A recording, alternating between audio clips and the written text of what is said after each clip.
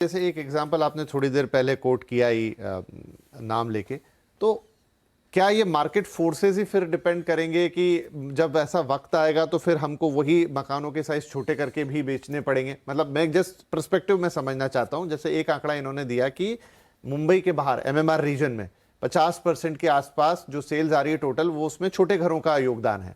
क्योंकि मुंबई हम सिर्फ बीएमसी सीमाओं तक ना समझे, उसके ऊपर इन्होंने मुंबई जो बोला, Mumbai MMR, I know that, वो आंकड़ा वहीं से निकल कर आ रहा है। बहुत खुशी की बात है कि वो बन रहा है, ये बहुत अच्छी चीज है कि वो हो रही है और लोग उसे खरीद भी रहे हैं। लेकिन मेरा ये मानना है कि जो बाकी का मेनलैंड एरिया है जहां बीएमसी लिमिट्स के अंदर चीजें बनती हैं, वहां पे क्या जब बहुत ज्यादा मार्केट घूम जाएगा तभी हम वो यूनिट्स को छोटा छोटा करके लेकर आएंगे, या फिर जैसे आपने लैंड का मसला किया, मैं उस पर गुलाम सर की भी राय लूंगा कि नो डाउट लैंड एक ऐसी जगह है जहां पर जाके चीज फंसती है। अब आपके पास एक लैंड का पीस है, उसकी कीमत उतनी है, उस पर आप लग्जरी बनाएंगे तो भी वही बनेगा, आप उस पर अगर एक अफोर्डेबल बनाएंगे तो भी वही बनेगा। तो डेफिनेटली आप उस पर वही बनाना चाहेंगे जिसमें आपको ज्यादा फायदा होगा, ज्यादा मार्जिन निकलेंगे।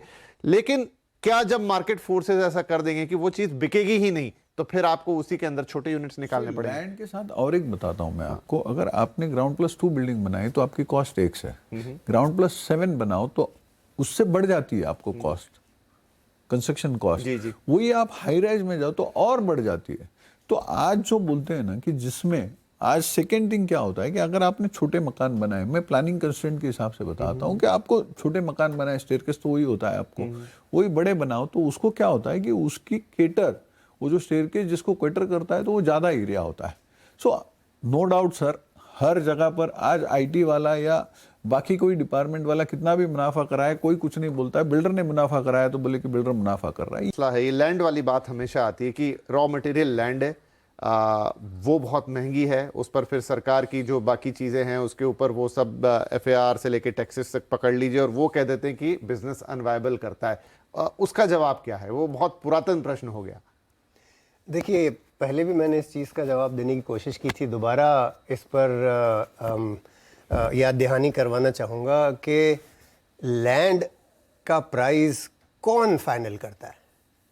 लैंड के प्राइस का क्या कोई बेंचमार्क है? क्या कोई गवर्नमेंट की तरफ से फिक्स किया गया है कि आपको इतने में ही लैंड ख़रीदनी है या उतने में ही ख़रीदनी है? अल्टीमेटली लैंड जो है वो बेचने वाला, अगर आज मेरी लैंड है और आप ख़रीदना चाहते हो तो हम यही देख के, मैं बेचते समय ये देखता हूँ कि अगर आप इस पे इस तरह का कोई प्रोडक्ट बनाओगे, मकान या दुकान या ऑफिस बनाओगे, तो आप इतना इतना मुनाफा कमाओगे, इतना आपका कॉस्ट है, जो बचा वो लैंड वैल्यू है। ये टिपिकल लैंड वैल्यूएशन का मेथड जिसे कहते हैं, वो रेसिडुअल वैल्यू देखी जाती है। क्या आप डेवलपर का प्रॉफिट हटा दीजिए, कॉस्ट ऑफ कंस्ट्रक्शन हटा दीजिए, परमिशन, अप्रूवल, कंसल्टिंग, मार्केटिंग, सारे कॉस्ट हटा दीजिए, जो बचेगा वो लैंड वैल्यू हो गई। अब लैंड वैल्यू जहां से आप आंकना शुरू करते हैं वो है कि आप किस दाम पे ये माल बेचोगे। अगर आपको 1 लाख में दाम में माल बेचना है, आपने 15,000 रुपये कॉस्ट ऑफ कंस्ट्रक्शन लगा दिया, 15,000 डेवलपर का प्रॉफिट और कॉस्ट वगैरह मान लीजिए, बचा 70,000 रुपये लैंड वैल्यू। ये कहां से आई? तभी ना आई जब आपने कहा हम 1 लाख में माल बेचेंगे। 1 लाख में माल बेचने का दावा कौन कर रहा है? जवाब मिल गया। तो आखिरकार ये लैंड की वैल्यूएशन के ऊपर जाने के जिम्मेदार डेवलपर के सिवा कोई नहीं है। अगर कोई सारे खरीदार, सारे जो लैंड बेचने बैठे हैं, वो चाहे जो जोर लगा लें, आप कहोगे कि मैं यहां पे 50,000 से ऊपर का माल नहीं बेचने वाला, तो फिर वो 1 लाख का आंकड़ा कहां से आया? और अगर 50,000 का माल है और 30,000 कंस्ट्रक्शन चलेगा, 20,000 बचा, वही वैल्यू ऑफ लैंड हो गई, आधी गिर गई। आप समझ रहे हो? मैंने आपको 2 एग्जाम्पल दिए। अगर आप 1 लाख रुपए का माल बेचने का दावा कर रहे हो तो आपकी लैंड की वैल्यू 70,000 है, लेकिन अगर आप 50,000 रुपए माल बेचने का दावा कर रहे हो तो लैंड की वैल्यू बच गई 20,000। अब वो जो डील हुई है वो किस वैल्यू पे हुई? दावों पे हुई ना भाई। रियल एस्टेट बिल्डर का दावा है कि वो फला फला टाइप का एक प्रोडक्ट बनाएंगे, ये उसका वैल्यू होगा और हेंस ये इसकी लैंड वैल्यू होगी। तो लैंड वैल्यू को हमेशा पीटते रहना कि बस लैंड वैल्यू ही जिम्मेदार है, मेरे हिसाब से तो बिल्कुल गलत है, क्योंकि लैंड वैल्यू फ्री मार्केट है। आप डिसाइड कीजिए कि मुझे यहां पर ये फला दाम से ऊपर का माल बेचना ही नहीं है। सारे डेवलपर अगर ये मान लें कि इसके ऊपर मुझे माल, यहां पे माल नहीं बिकेगा, तो ऑटोमेटिकली लैंड वैल्यू गिरेगी भाई।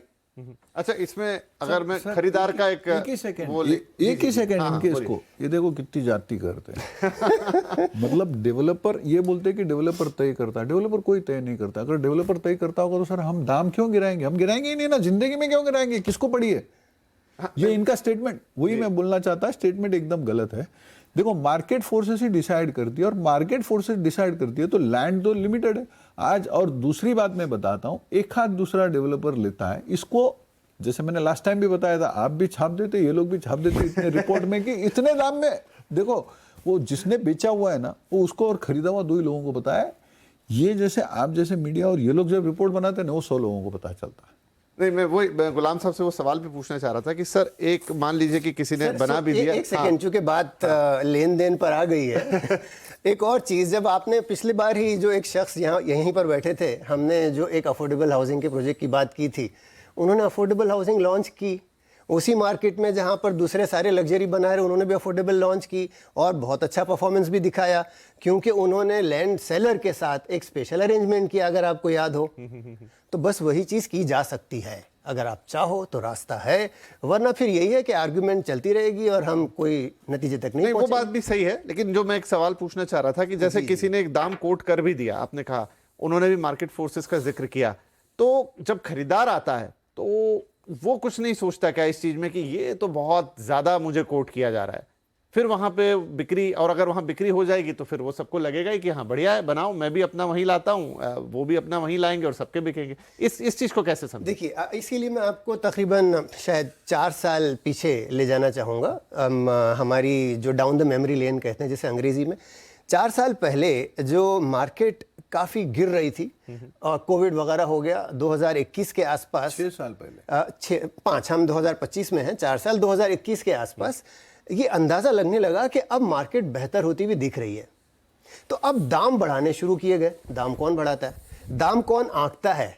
बेचने वाला ही तो दाम आंकेगा ना, कि भाई ये आज मैं प्रोडक्ट मैं 20,000 में बेच रहा था, कल 25 में बेचूंगा, 25 में आ गए लोग खरीद रहे हैं तो अब मैं 30 में बेचूंगा, 30 में भी बिक गया तो 50 में बेचूंगा, 50 में बिक गया 100 में बेचूंगा। तो ये जो दाम बढ़ रहा है ये किस प्रकार बढ़ रहा है? यही तो हुआ है। और यही चीज़ मैं दोबारा कहना चाह रहा हूं कि अगर आपका सवाल ये है कि कौन खरीद रहा है, भाई ये खरीदार भी तो बेचारा ही है। अगर उसे आप ये कह दें कि भाई आज ये माल 1 लाख में ही बिकेगा, और फिर उसके बाद में एक तरह से यूफोरिया, अब हर तरफ ये है कि fear of missing out, FOMO भी चल रहा है कि भाई ये मार्केट ऊपर जा रही है, ऊपर जा रही है, आज 100 में है तो कल 150 में होगा, तो खरीद लो।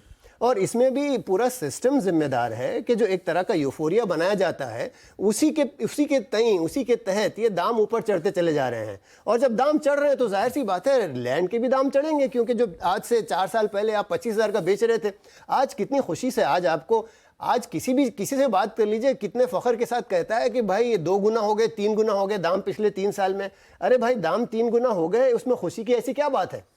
वो सारे का सारा सिस्टम उस पहली पर पहुंच गया है कि या तो आगे जाके हर चीज़ अनअफोर्डेबल हो जाएगी और कई लोग लॉस करेंगे, क्योंकि उस यूफोरिया के कारण जो 20,000 की चीज़ थी 50 और 70 तक चली गई है, कहीं ना कहीं उसकी लैंड वैल्यू पर भी आ गया कि अब जो चीज़ आज से 4 साल पहले 20,000 की बिक रही थी तो उसकी लैंड वैल्यू X थी, अब 70 की बिक रही है तो Y है।